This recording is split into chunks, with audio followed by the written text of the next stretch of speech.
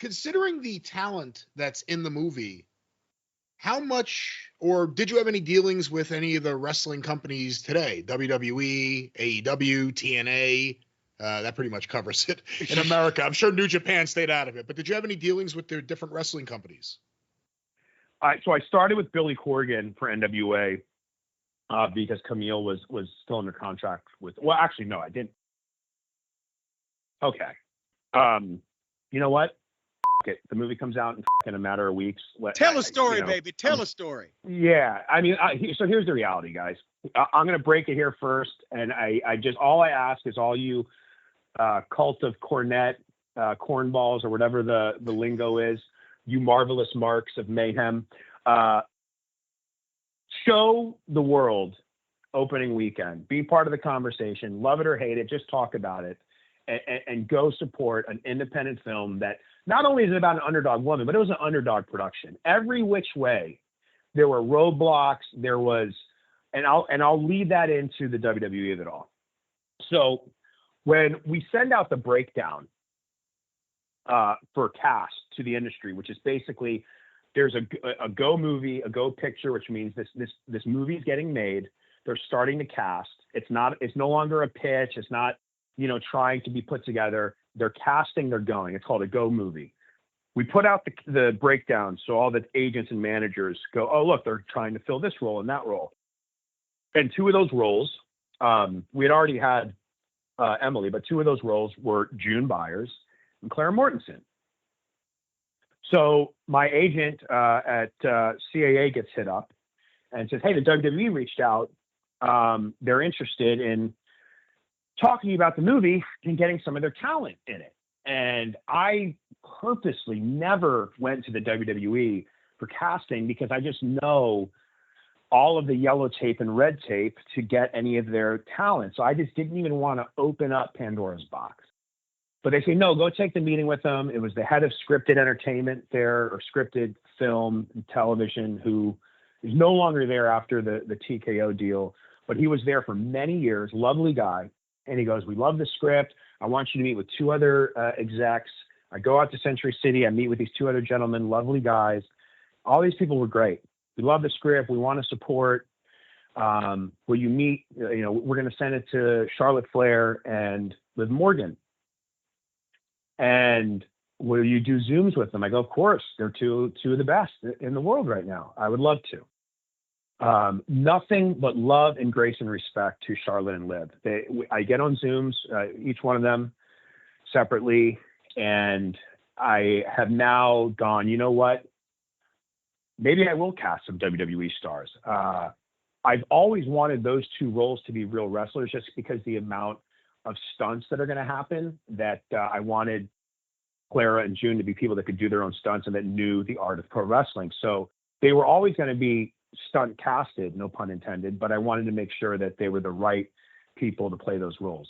So I do this Zoom with Charlotte. She's fantastic. Then I do a Zoom with Liv. And funny enough, I don't know if she's said this a lot before, but I'll share it because it's a great story. I asked Liv how she got into wrestling, and she said she was working at a Hooters as a waitress, and a wrestler came in and asked to, she recognized him, and she was a fan, and basically said, hey, you got to let me get a tryout, which is so serendipitous because that's the way Mildred got started, right?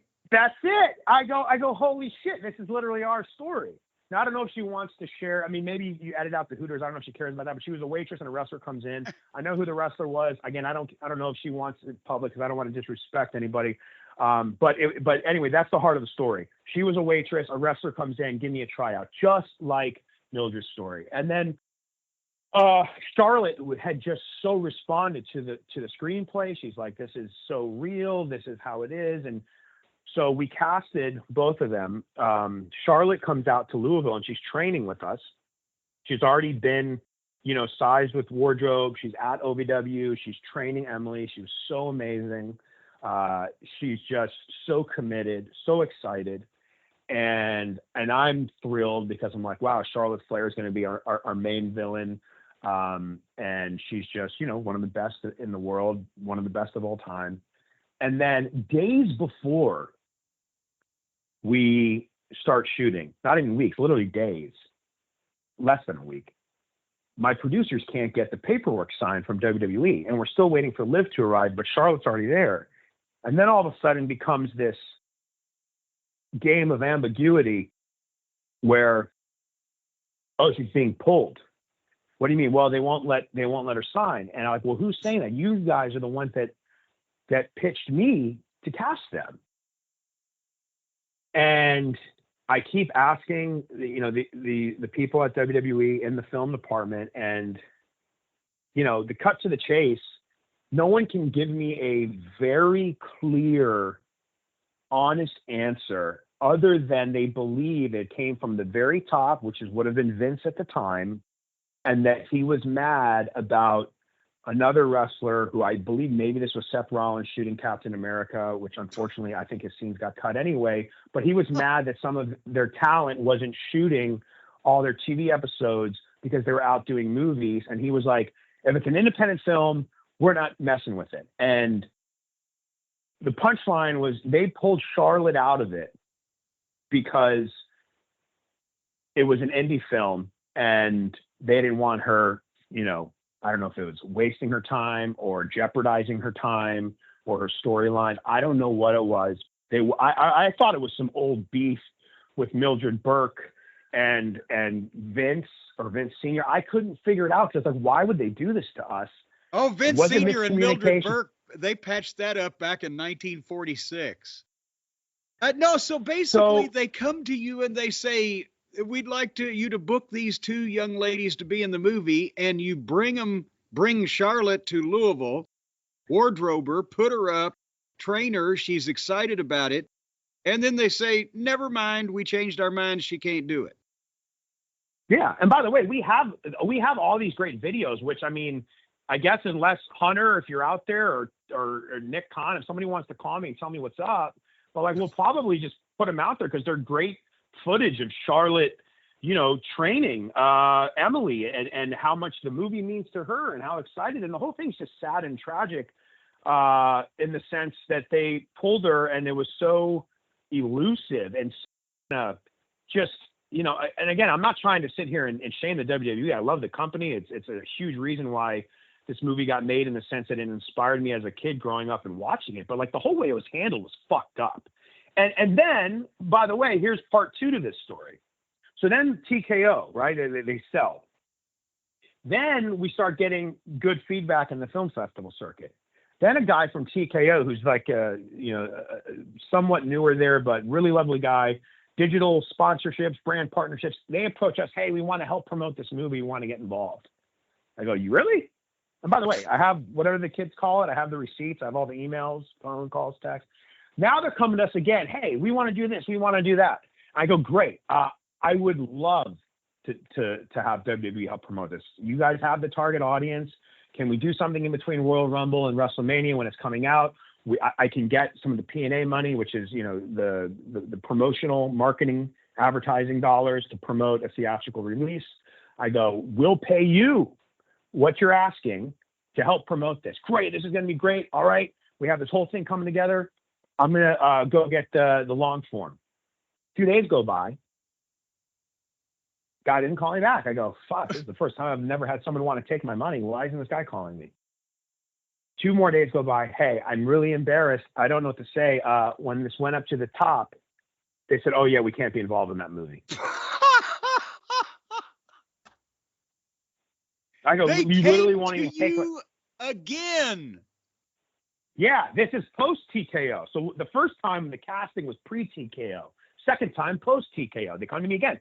And look, this is not to stir up drama. I asked this gentleman actually as recently as like a week ago. Hey, he saw the trailer coming. He goes, hey man, congrats.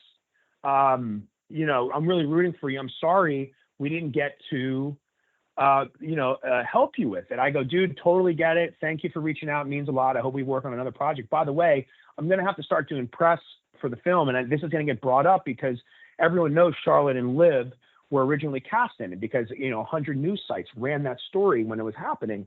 What do you want me to say in regards to that? And what do you want me to say in regards to the WWE not having any association with it? He goes, you know what? Let me find out. what that is and get back to you. And guess what? No one ever told me anything. So here I am with the cult of Cornette, shooting it left, right, and center. This is the reality of it all. I don't know why. I have my own theories. But is it a Jim Ross thing? No one has told me anything definitively at all, other than they left me at the altar twice and said, "Thanks for stopping by." It's just but on the second one, nobody said we can't take your money because blank. Yes, there was never a reason. And again, they approached us. I had left it alone. I said, you know what? I'll work with TNA, AEW, NWA, OVW, PPW, PWG. Anyone who wants to party and help get Mildred's story to the world and show everyone these great performances of these actors, let's party. But yeah, I don't know, man. It's really, really bizarre. And it's heartbreaking because I don't know. I don't know what to say.